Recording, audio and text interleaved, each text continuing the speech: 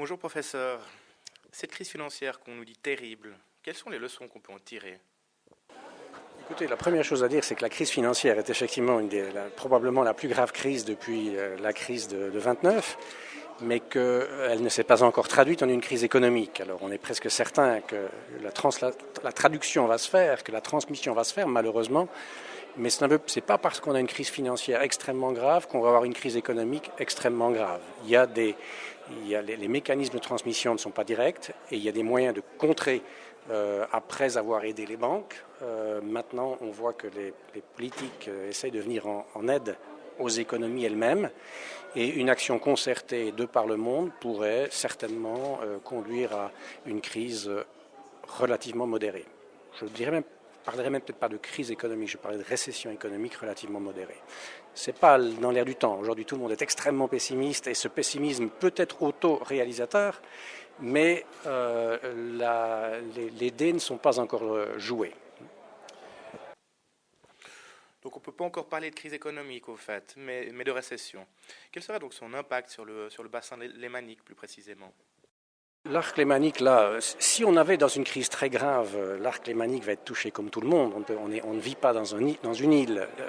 Mais il y a quand même pas mal de banques privées dans la région. Alors oui, d'un côté, il y a certains secteurs qui peuvent se comporter relativement favorablement.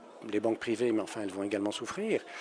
Je pense que ce qui est plus important, c'est de savoir quelle sera la dureté et la sévérité de la crise, et en particulier, est-ce que le chômage l'emploi va être touché, est-ce que le chômage va augmenter de manière significative? Là, ça commence à ce stade-là, à ce niveau-là, l'impact est très sensible pour, pas nécessairement un grand nombre de gens, mais il est très sensible pour un petit nombre de gens et ça a des répercussions importantes. Et au niveau de l'économie réelle, quelles peuvent être les conséquences, c'est-à-dire au niveau de la vie de tous les jours pour les gens? Alors, pour l'économie réelle, on peut effectivement considérer que pour les gens qui ne sont pas touchés au niveau de l'emploi, les perspectives ne sont pas nécessairement mauvaises. Les taux d'intérêt vont plutôt être à la baisse. Les loyers vont certainement se stabiliser, voire baisser légèrement. Et l'inflation n'est plus le problème qui nous occupe, donc les niveaux des prix vont plutôt être stables. Donc on a en fait un petit peu une dichotomie. Les gens qui vivent des revenus du capitaux vont souffrir, mais eux, normalement, ont la possibilité d'avoir une vision de long terme.